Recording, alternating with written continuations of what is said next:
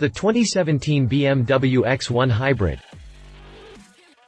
BMW has been busy revamping its lineup, and back in September of last year, we finally got details of the second-generation BMW X1. The X1 joined other front-wheel drive models like the 2 Series Active Tourer and the 2 Series Grand Tourer in BMW's lineup. We've been expecting to see a plug-in hybrid variant of the new BMW X1, and finally, we have received some spy shots what we believe to be just that doing some cold weather testing. The interesting thing about these spy shots is that the car is still sporting a little bit of camo, despite the fact that it should be nearly identical to the standard BMW X1. We expect the new plug-in version to go by the xDrive 30e moniker, and it should share the same drivetrain as the 2 Series Active Tourer Hybrid. This means that the gasoline engine will power the front wheels at all times, while a small motor is available to power the rear axle. Given the current state of camo on this plug-in, we expect it to officially debut sometime in the very near future. Until then, however, let's take a closer look at the pictures we have today. Who knows, maybe we'll spot a few differences compared to the non-hybrid model that is already on sale. Continue reading to learn more about the BMW X1 Hybrid. Spy shots. March 29, 2016 BMW X1 Hybrid out for some cold winter testings. Exterior. Looking at the images we have here, there is some random camo placed in the front and rear. Oddly, the outer edges of the headlight assemblies are concealed, which could mean that BMW has a different design for the layout of that LED light strip that runs along the outer and lower edge of the headlight assemblies. It's obvious that this model has the same hood and front grille. Down below, there is a small strip of camo that runs along the top of each corner vent. There is nothing special in this area on the standard X1, so the plug-in hybrid may sport an extra set of LED fog lights at the top of each vent.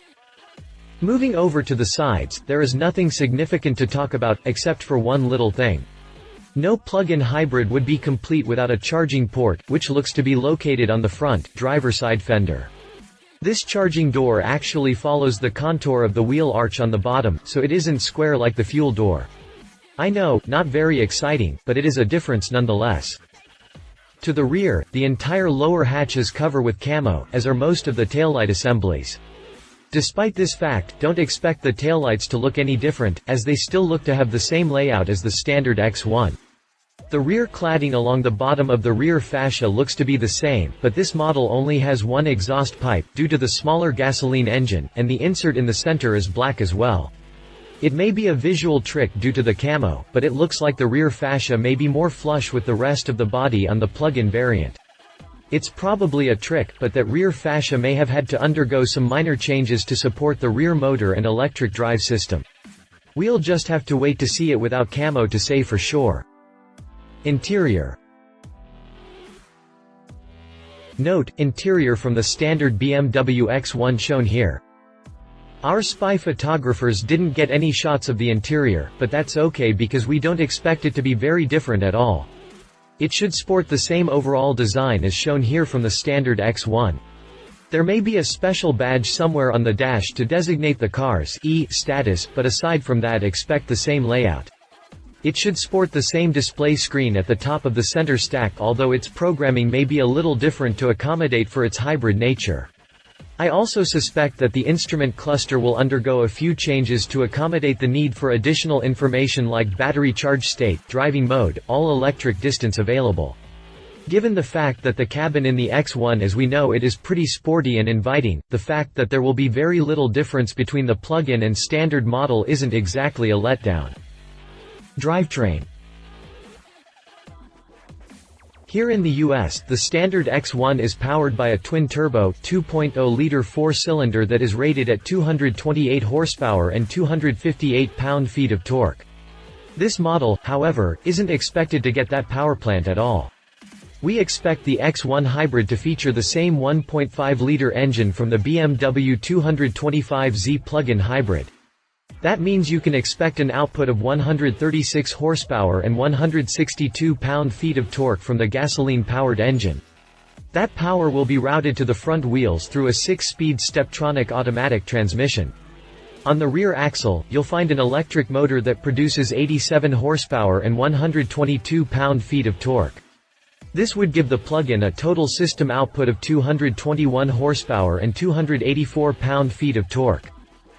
Like the 225Z, the X1 Hybrid will have 3 driving modes: Auto eDrive, Max eDrive, and Save Battery. In Save Battery mode, the X1 will rely solely on the gasoline engine for propulsion. Moving the mode selector to Max eDrive puts the X1 into all-electric mode. In this mode, the X1 should have a top speed of close to 80 miles per hour. Auto eDrive is the default driving mode, which will keep the X1 in all-electric mode up to 50 miles per hour, engaging the gasoline-powered engine only when more power is needed and at speeds above 50 miles per hour. We don't know of performance specs for the X1 yet, but expect it to be just a little slower than the 225Z due to the extra weight associated with the larger body. Prices.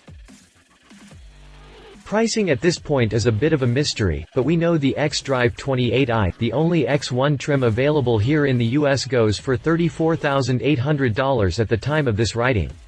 Expect the price for the plug-in hybrid to climb closer to $40,000 territory.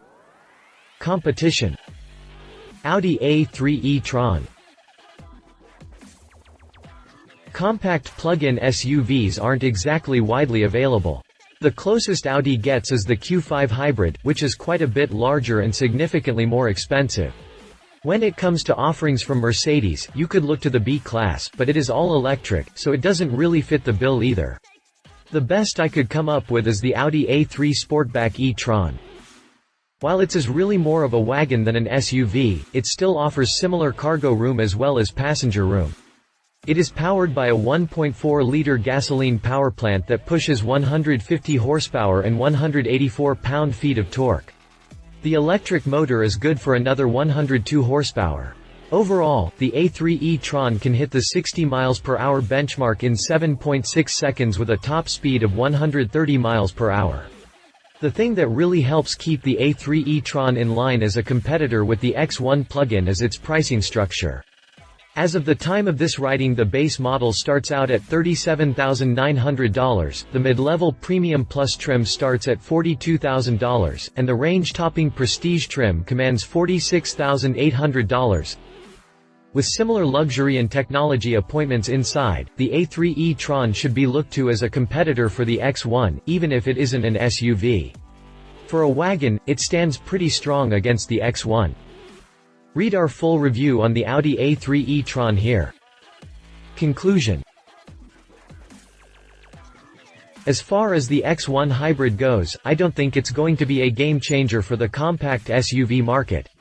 It's one of the few plug-in compact SUVs out there, which means the demand for it probably isn't going to be that high either. Neither Audi or Mercedes have a comparable SUV in plug-in form. With a price point that will likely be significantly higher than the standard, gasoline-powered X1, it will probably be a hard sell to anyone on BMW's lot looking for a compact SUV. With gas prices at their current levels, the SUV market is booming, and people aren't paying quite as much attention to fuel savings as they once were. It's not that the X1 Hybrid is a bad idea at all, I just think most people will focus on saving money now on their initial investment over saving money in the long run on fuel. Love it. Decent output from hybrid system, decent all-electric speed, all-wheel drive when needed. Leave it will have much higher price tag than the standard X1. BMW could have used a more powerful gasoline engine. If you liked this video, please share your thoughts in the comments below and don't forget to hit the subscribe button.